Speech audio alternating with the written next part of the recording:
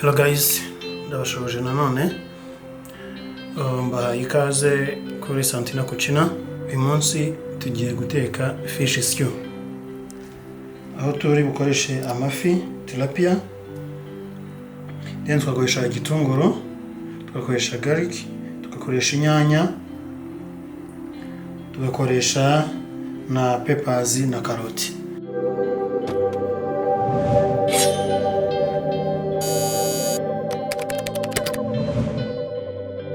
Tugiye gutangira nkata igitunguru,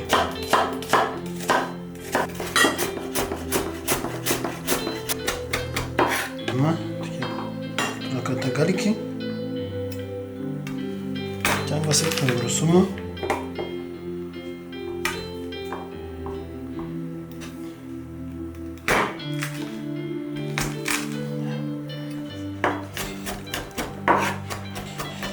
yes, tuyicopinga neza cyane.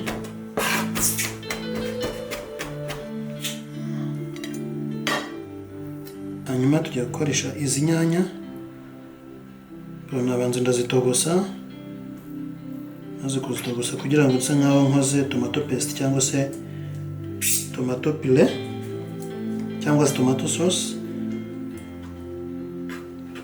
ariko ntabwo ari tomato sauce, ni muri ubu buryo nabishatsemo. So after that we cut it.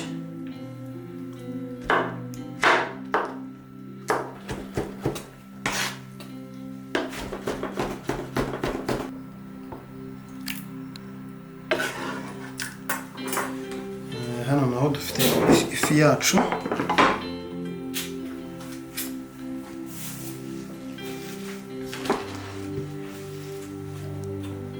hanyuma ubu tugiye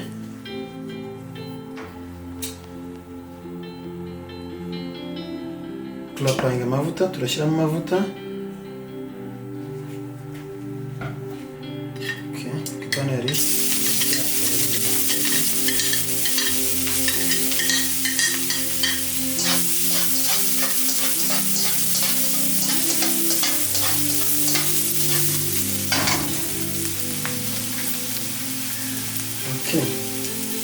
hanyuma sasa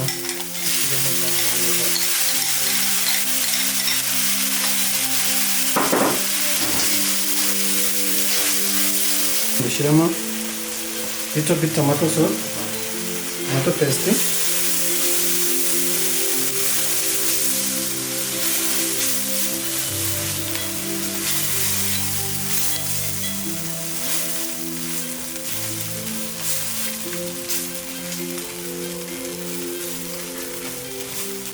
and I can put fish masala.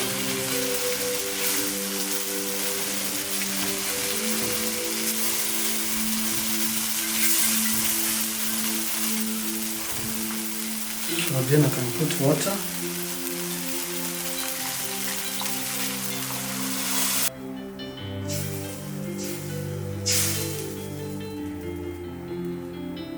Then cut some carrot.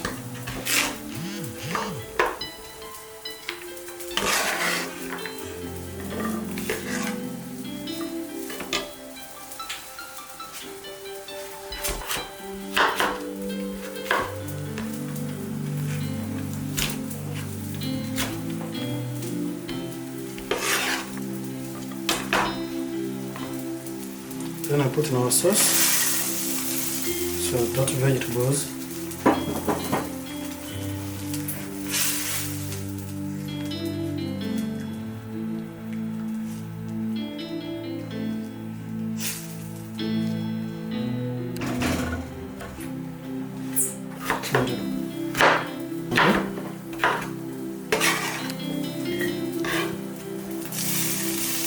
Okay.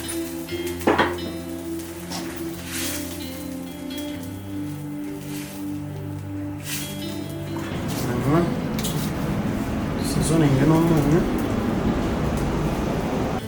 shyiramo a little bit black pepper, kibayemo nyinshi nayo ntabwo ari sawa cyane. Then turashyiramo za fi zacu,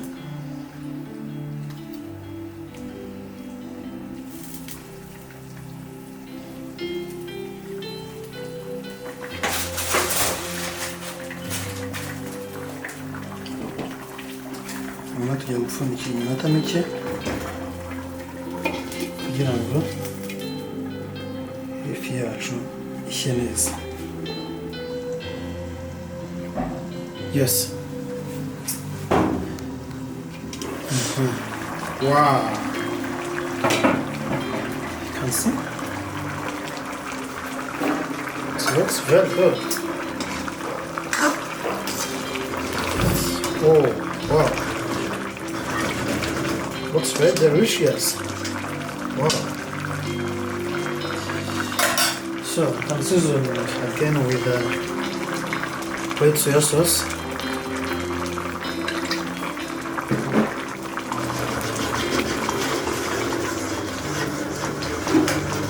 Gake kugira ngo tumakinge sure ko yahiye neza cyane. Yes. Okay. Noneho sasa yacu ushobora kuya. Oh. Wow. Oh. So good.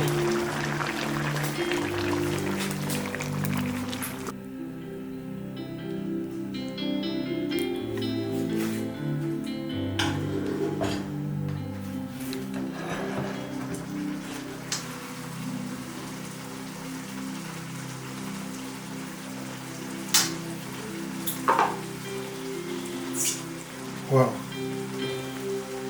that's the fish stew. Yes, ifi yacu rero irahiye, niyo fish stew twateguye uyu munsi. So mwakoze kubana natwe, mwebwe mukomeza kudukurikira, mwebwe mukomeza kuduha inyunganizi zanyu, turabashimiye cyane, Imana ibamugisha.